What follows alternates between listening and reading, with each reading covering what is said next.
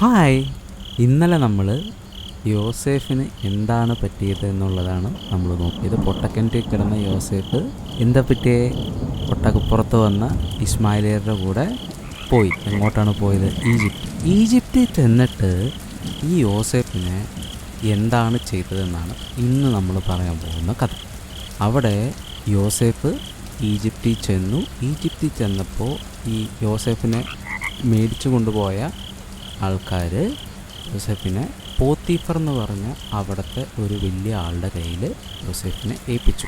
അങ്ങനെ ആ യജമാനന് ഒരു അടിമയായിട്ട് അവിടെ യോസേഫ് കഴിയും. അപ്പോൾ ആ യോസേഫ് അവിടെ കഴിയുന്ന സമയത്ത് യജമാനൻ്റെ ഭാര്യയായിട്ട് ഒരു പ്രശ്നമുണ്ടായി. ഭാര്യ കള്ളം പറഞ്ഞ് യോസേഫ് ചെയ്യാത്ത കാര്യത്തിന് യോസേഫിനെ പിടിച്ച് എവിടെ ഇട്ടു? ജയിലിൽ. അപ്പോൾ എങ്ങനെയാണെന്ന് നോക്കണേ. ഇതെല്ലാം യോസേഫിൻ്റെ സൈഡിൽ ഒരു തെറ്റും ഉണ്ടായിരുന്നില്ല. പക്ഷേ യോസേഫിനെ പിടിച്ച് ജയിലിലിട്ടു. മൊത്തം നമ്മളിപ്പോൾ ഈ കഴിഞ്ഞ 2-3 ദിവസം കേട്ട കഥയിലെല്ലാം യോസേഫ് ഒരു തെറ്റും ചെയ്തിട്ടില്ല. യോസേഫിനെ പിടിച്ച് ഓരോരോ കാര്യങ്ങൾ യോസേഫിൻ്റെ ജീവിതത്തിൽ ഇങ്ങനെ നടന്നുകൊണ്ടിരിക്കും. അപ്പോൾ അവിടെയെല്ലാം യോസേഫ് ഒന്നും പരാതി പറയുകയോ കാര്യം ചെയ്യുകയോ ഒന്നും ചെയ്തില്ല. എന്താ ദൈവമേ എനിക്ക് മാത്രമേ ഇങ്ങനെ നടക്കണേ, അതെന്താ ദൈവമേ അങ്ങനെ ഇങ്ങനെ ഒന്നും യോസേഫ് ചോദിച്ചില്ല. യോസേഫ് അതെല്ലാം ഇങ്ങനെ അക്സെപ്റ്റ് ചെയ്ത് ഇങ്ങനെ പോയി. അപ്പോൾ അവിടെയൊക്കെ ദൈവം യോസേഫിൻ്റെ കൂടെ ഉണ്ടായിരുന്നു എന്ന് നമുക്ക് വായിച്ചു കഴിയുമ്പോൾ മനസ്സിലാവും. ഓക്കെ, ദൈവം യോസേഫിൻ്റെ കൂടെ ഉണ്ടായിരുന്നത് കൊണ്ട് യോസേഫ് എവിടെയൊക്കെ ചെന്നോ അവിടെ എന്തൊക്കെ കാര്യങ്ങൾ യോസേഫ് ചെയ്തോ അതിലെല്ലാം യോസേഫിന് ഒരു വിജയം ഉണ്ടായി എന്ന് നമുക്ക് കാണാൻ പറ്റും. ഓക്കെ, അപ്പോൾ അങ്ങനെ ആ ജയിലിൽ ചെന്നപ്പോഴും ജയിലിലും അവിടെയുള്ള മേലധികാരി യോസേഫിന് അവിടെ ജോലി ചെയ്യാനുള്ള ഒരു കാര്യം ഏൽപ്പിച്ചു. അങ്ങനെ അവിടെ വെച്ച് യോസേഫ് അവിടെയുള്ള രാജാവിൻ്റെ, അതായത് ആ ഈജിപ്തിലുള്ള രാജാക്കന്മാരെ സാധാരണ നമ്മൾ പറയുന്നത് ഫറവോൻ എന്നാണ്. ഓക്കെ, അപ്പോൾ ഫറോ അല്ലെങ്കിൽ ഫറവോൻ. അപ്പോൾ ഈ ഫറവോൻ്റെ അടുത്തുള്ള 2 ജോലിക്കാർ തെറ്റ് ചെയ്തു എന്നുള്ള കാരണം കൊണ്ട് അവരെ ജയിലിലടച്ചു. അങ്ങനെ ആ ജയിലിലടച്ച ആ 2 പേര് യോസേഫിൻ്റെ കൂടെയായിരുന്നു. അപ്പോൾ ഒരു ദിവസം രാവിലെ എഴുന്നേറ്റപ്പോൾ ഇവർ 2 പേരും ഭയങ്കര സങ്കടമായിട്ട്, ഭയങ്കര ഒരു ചിരിയില്ല, ഒന്നുമില്ലാണ്ട് ഇങ്ങനെ ഇരിക്കുകയാണ്. ഓക്കെ, അപ്പോൾ യോസേഫ് ചോദിച്ചു എന്താണ് പറ്റിയത്? അപ്പോൾ ഒരാൾ പറഞ്ഞു ഞാനൊരു സ്വപ്നം കണ്ടു, പക്ഷേ ആ സ്വപ്നത്തിൻ്റെ അർത്ഥം എന്താണെന്ന് എനിക്ക് മനസ്സിലാവില്ല എന്നുള്ളത്. അപ്പോൾ നമുക്കറിയാം യോസേഫ് ഇതിനു മുന്നേ 2 സ്വപ്നം കണ്ടത് നമ്മൾ കേട്ടതാണ്. അപ്പോൾ ഇവിടെയും ഈ യോസേഫിൻ്റെ ലൈഫിൽ എപ്പോഴും സ്വപ്നത്തിന് ഒരു പ്രാധാന്യമുണ്ട്. പല സമയത്തും യോസേഫിൻ്റെ ലൈഫിൽ സ്വപ്നങ്ങൾ ഉണ്ടായിട്ടുണ്ട്. അപ്പോൾ ഇവിടെ യോസേഫ് ഈ സ്വപ്നം എന്താണ് എന്നുള്ളത് പറഞ്ഞു കൊടുക്കാൻ പോവാണ്. അപ്പോൾ അവിടെ ഉണ്ടായിരുന്ന 2 പേര്, ഒരാൾ അപ്പക്കാരനും ഒരാൾ പാനപാത്രവാഹകനായിരുന്നു. അപ്പോൾ ഈ പാനപാത്രവാഹകൻ്റെ സ്വപ്നം ആണ് യോസേഫ് ആദ്യം പറഞ്ഞത്. അപ്പോൾ എന്തായിരുന്നു അവിടെ സ്വപ്നം എന്നുള്ളത് പാനപാത്രവാഹകൻ പറയുന്നുണ്ട്. മക്കൾ മുന്തിരിങ്ങ കഴിക്കുന്നുണ്ടാവും. അപ്പോൾ ഈ മുന്തിരിങ്ങ നല്ല റെഡ് കളറുള്ള മുന്തിരിങ്ങയുണ്ട്, ഗ്രീൻ കളറുള്ള മുന്തിരിങ്ങയുണ്ട്. മുന്തിരിങ്ങ കഴിക്കാൻ ഇഷ്ടമാണോ? അപ്പോൾ ഈ പാനപാത്രം വാഹകൻ ചെയ്യുന്ന പരിപാടി എന്ന് പറഞ്ഞു കഴിഞ്ഞാൽ രാജാവിന് വൈൻ കൊടുക്കുന്ന പരിപാടിയാണ്. ഓക്കെ, അപ്പോൾ രാജാവിന് കുടിക്കാനുള്ള വൈൻ കൊടുക്കുക, അങ്ങനെയുള്ള കാര്യങ്ങളാണ് പാനപാത്രവാഹകൻ ചെയ്യുന്നത്. അപ്പോൾ ഈ പാനപാത്രവാഹകൻ കണ്ട സ്വപ്നം എന്താണെന്ന് വെച്ച് കഴിഞ്ഞാൽ ഉറക്കത്തിൽ സ്വപ്നം കണ്ടപ്പോൾ പുള്ളിയുടെ മുന്നിൽ ഒരു മുന്തിരി വള്ളി ഉണ്ടായിരുന്നു. അപ്പോൾ മുന്തിരിങ്ങ സാധാരണ ഉണ്ടാവുന്നത് തണ്ടിലാണ്, വള്ളിയിലാണ് ഉണ്ടാവുന്നത്. അപ്പോൾ ഈ മുന്തിരി വള്ളിയിൽ 3 കൊമ്പ് ഉണ്ട്. ഓക്കെ, 3 കൊമ്പ്, ആ 3 കൊമ്പും അത് നല്ല തളിർത്ത് പൂവൊക്കെ വന്നു, അതിൽ കൊലയായിട്ട് മുന്തിരിങ്ങ വന്നു. ഇപ്പോൾ സ്കൂളിലൊക്കെ പഠിക്കുമ്പോൾ നമ്മൾ മുന്തിരിങ്ങയുടെ പടം വരയ്ക്കും. അത് ഒരു കൊലയിൽ നിറയെ മുന്തിരിങ്ങ അടുക്കടുക്കായിട്ട് നമ്മൾ കടയിലൊക്കെ ചെന്ന് കഴിഞ്ഞാൽ കാണാൻ പറ്റില്ലേ, മുന്തിരിങ്ങ ഇങ്ങനെ അടുക്കി നല്ല ഭംഗിക്ക് വെച്ചിട്ടുണ്ടാവും. അതിൽ നിന്ന് പോയി നമുക്ക് ആവശ്യമുള്ളത് മേടിക്കുന്ന പറഞ്ഞ പോലെ. അപ്പോൾ അങ്ങനെയാണ് മരത്തിലും മുന്തിരിങ്ങ ഉണ്ടാവുന്നത്, കൊലയായിട്ടാണ് ഉണ്ടാകുന്നത്. അപ്പോൾ ഈ മുന്തിരിങ്ങ പഴുത്ത് കഴിഞ്ഞ് കഴിയുമ്പോഴാണ് നമ്മളത് ഉപയോഗിക്കുക, പഴുത്ത് കളറൊക്കെ മാറി കഴിയുമ്പോഴാണ് നമ്മളത് ഉപയോഗിക്കുക. അങ്ങനെ ഈ സ്വപ്നം കണ്ട ആൾ ആ തണ്ടിൽ, ആ തളിർത്ത് പൂത്ത കൊമ്പിനകത്തെല്ലാം മുന്തിരിങ്ങ ഉണ്ടായി. അതിൽ നിന്ന് മുന്തിരിങ്ങ പറിച്ച് ഈ ഫറവോന്, അതായത് രാജാവിന് മുന്തിരിപ്പഴം പറിച്ച് രാജാവിൻ്റെ പാനപാത്രത്തിൽ പിഴിഞ്ഞ് കൊടുത്തു എന്നുള്ളതാണ് പുള്ളി സ്വപ്നം കണ്ടത്. ഇതായിരുന്നു സ്വപ്നം.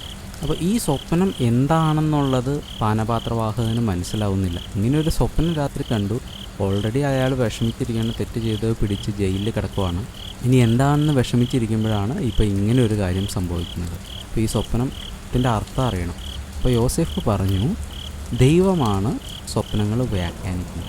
യോസേഫിന് ഈ സ്വപ്നം കിട്ടിക്കഴിഞ്ഞപ്പോൾ യോസേഫ് അവരോട് പറഞ്ഞു, ഇതിൻ്റെ അർത്ഥം ഇങ്ങനെയാണ്, നിങ്ങൾ കണ്ട സ്വപ്നത്തിൻ്റെ അർത്ഥം ഇങ്ങനെയാണ്. 3 കൊമ്പ് കണ്ടു. ഓക്കെ, 3 കൊമ്പ് പൂത്ത് തളിർത്ത് അതിൽ മുന്തിരിങ്ങ ഉണ്ടായെന്നല്ലേ പറഞ്ഞേ.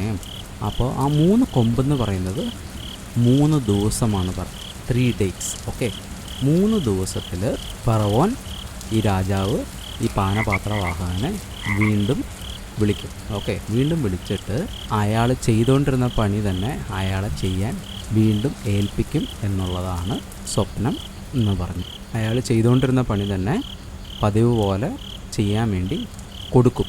അങ്ങനെ നീ സന്തോഷമുള്ളവനായിട്ടിരിക്കും, അപ്പം എന്നെ ഓർക്കണമെന്ന് യോസേഫ് പറഞ്ഞു. കാരണം യോസേഫ് ഒരു തെറ്റും ചെയ്യാണ്ടാണ് ജയിലിൽ കിടക്കുന്നത്. അപ്പോൾ നീ രക്ഷപ്പെട്ട എന്നെ ഹെൽപ്പ് ചെയ്യണമെന്ന് പറഞ്ഞു. ഓക്കെ, അപ്പോൾ പാനപാത്രവാഹകൻ ഇങ്ങനെ സ്വപ്നം കണ്ടു. ഇനി ഉണ്ടായിരുന്ന സ്വപ്നം കണ്ടത് അപ്പക്കാരനായിരുന്നു സ്വപ്നം കണ്ടത്. അപ്പക്കാരൻ കണ്ട സ്വപ്നം എന്തായിരുന്നു എന്ന് വെച്ച് കഴിഞ്ഞ് കഴിഞ്ഞാൽ, ആ അപ്പക്കാരൻ്റെ തലയിൽ 3 കൊട്ട നിറയെ വെള്ള അപ്പം കഴിക്കാറുണ്ട് മക്കൾ. അപ്പം അതേപോലെ വെള്ള കളർ അപ്പം 3 കൊട്ട നിറയെ അയാളുടെ തലയിലുണ്ടായിരുന്നു. ഓക്കെ, അതിൽ മുകളിലുള്ള കൊട്ടയിൽ ഫറവോന്, അതായത് ഈ രാജാവിന് കൊടുക്കേണ്ട അപ്പം, ആ രാജാവ് കഴിക്കുന്ന രീതിക്കുള്ള അപ്പമായിരുന്നു ഉണ്ടായിരുന്നത്. അതെല്ലാം പക്ഷികൾ വന്ന് തിന്നു കളഞ്ഞു. അതായത് പക്ഷികൾ ഈ മൂടാണ്ട് അപ്പമൊക്കെ കൊണ്ടുവന്ന് കഴിഞ്ഞ് കഴിഞ്ഞാൽ കാക്കയും കിളികളൊക്കെ വന്നിട്ട് തിന്നില്ലേ, അങ്ങനെ ഇയാളുടെ കൊട്ടയിൽ, മുകളിലെ കൊട്ടയിൽ ഉണ്ടായിരുന്ന എല്ലാം തിന്നു കളഞ്ഞു പക്ഷികൾ. അതായിരുന്നു അപ്പക്കാരൻ കണ്ട സ്വപ്നം. അപ്പോൾ യോസേഫ് ഈ സ്വപ്നം കേട്ടപ്പോൾ പറഞ്ഞു, അതിൻ്റെ അർത്ഥം ഇങ്ങനെയാണ്, ഈ 3 കൊട്ട കാണിക്കുന്നത് 3 ദിവസത്തെയാണ്. 3-ാം ദിവസം ഫറവോൻ വന്ന് ഇവനെ പിടിച്ച് ഇവൻ്റെ തല വെട്ടിക്കളഞ്ഞ് അത് മരത്തിൽ തൂക്കും എന്നുള്ളത് പറഞ്ഞു. പക്ഷികൾ വന്നിട്ട് ഈ ആളുടെ ബോഡിയിലുള്ള കാര്യങ്ങളെല്ലാം തിന്നും, അതായത് അയാളെ കൊന്നുകളയും ഫറവോൻ. അതാണ് സ്വപ്നം എന്ന് പറഞ്ഞു. അപ്പോൾ ഇങ്ങനെ പറഞ്ഞ് കൃത്യം 3 ദിവസം കഴിഞ്ഞ് കഴിഞ്ഞപ്പോൾ യോസേഫ് സ്വപ്നത്തിൻ്റെ അർത്ഥം പറഞ്ഞ പോലെ തന്നെ സംഭവിച്ചു. എന്താ സംഭവിച്ചേ? പാനപാത്രവാഹകനെ രാജാവ് തിരിച്ച് ജോലിയിലെടുത്തു, അപ്പക്കാരനെ കൊന്നുകളഞ്ഞു. ഓക്കെ, അപ്പോൾ പാനപാത്രവാഹകന് ഭയങ്കര സന്തോഷമായി. പക്ഷേ പാനപാത്രവാഹകൻ്റെ അടുത്ത് യോസേഫ് പറഞ്ഞിട്ടുണ്ടായിരുന്നു, നീ നന്നായിട്ട് വരുമ്പോൾ എന്നെ ഓർക്കണം എന്ന് പറഞ്ഞിട്ടുണ്ടായിരുന്നു. പക്ഷേ ഉണ്ടല്ലോ, ഈ പാനപാത്രക്കാരൻ നന്നായിട്ട് വന്നപ്പോൾ യോസേഫിനെ ഓർത്തില്ല, മറന്നുപോയി. ഇങ്ങനെയാണ് നമ്മൾ പലപ്പോഴും ഓരോ കാര്യത്തിലും നമ്മുടെ ഫ്രണ്ട്സോ നമ്മുടെ റിലേറ്റീവ്സിലൊക്കെ നമ്മൾ നോക്കുമ്പോൾ നമ്മൾ മറന്നുപോകും. നമ്മൾ കഴിഞ്ഞു വന്ന ആരൊക്കെയാണ് നമ്മളെ ഹെൽപ്പ് ചെയ്തത്, ആരൊക്കെയാണ് നമ്മുടെ കൂടെ ഉണ്ടായിരുന്നത്, ഒക്കെ മറന്നുപോകും. ഓക്കെ, നമ്മൾ സ്ഥാനത്ത് എത്തിക്കഴിഞ്ഞ് കഴിയുമ്പോൾ നമ്മൾ മറന്നുപോകും. അപ്പോൾ ഇവിടെ പാനപാത്രവാഹകൻ വിചാരിച്ചായിരുന്നെങ്കിൽ ഈ യോസേഫിനെ, അർത്ഥം പറഞ്ഞു കൊടുത്ത യോസേഫിനെ രക്ഷിക്കായിരുന്നു. പക്ഷേ പാനപാത്രവാഹകൻ അപ്പം അത് ചെയ്തില്ല. 2 വർഷം കഴിഞ്ഞിട്ടാണ് പിന്നെ ഓർക്കുന്നത്. ഓക്കെ, അങ്ങനെ യോസേഫ് ഇവരെല്ലാം ഹെൽപ്പ് ചെയ്തു. ആരെയൊക്കെ യോസേഫ് ഹെൽപ്പ് ചെയ്തോ അവരെല്ലാം യോസേഫിനെ വേദനിപ്പിച്ചു. പക്ഷേ യോസേഫ് ഹെൽപ്പ് ചെയ്യുന്നത് മാത്രം നിർത്തിയില്ല. ഓക്കെ, അപ്പോൾ നമ്മുടെ ജീവിതത്തിൽ നമ്മളെങ്ങനെയാണ് എല്ലാവരോടും ഇതുപോലെയാണോ പെരുമാറുന്നത്? അല്ലെങ്കിൽ നമ്മുടെ ലൈഫിൽ ആരെങ്കിലും നമ്മളോട് എന്തെങ്കിലും ഹെൽപ്പ് ചോദിച്ചിട്ട് നമ്മൾ ചെയ്യാണ്ട് മറന്നു പോകാറുണ്ടോ? മക്കളുടെ ചേച്ചിയോ അനിയനോ എന്തെങ്കിലും കാര്യങ്ങൾ അത് ചെയ്തതാ ഇത് ചെയ്തു തരാൻ പറയുമ്പോൾ ചെയ്ത് കൊടുക്കാണ്ടിരിക്കണ്ടോ? അങ്ങനെ ഇരിക്കാൻ പാടില്ല. ആര് ഹെൽപ്പ് ചോദിച്ചാലും നമ്മൾ അവരെ ഹെൽപ്പ് ചെയ്യണം.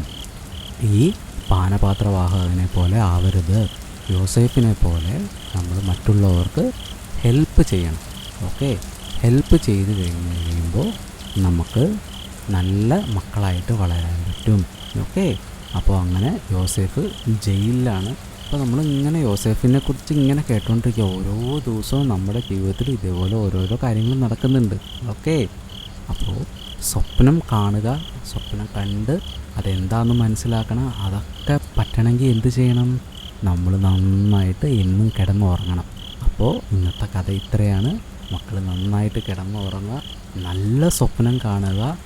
നല്ല സ്വപ്നത്തിൽ എല്ലാം സന്തോഷമായിട്ട് കാണാൻ പറ്റട്ടെ. അടുത്ത കഥയായിട്ട് ഞാൻ വീണ്ടും നാളെ വരാം. അപ്പോൾ good night, sweet dreams, by.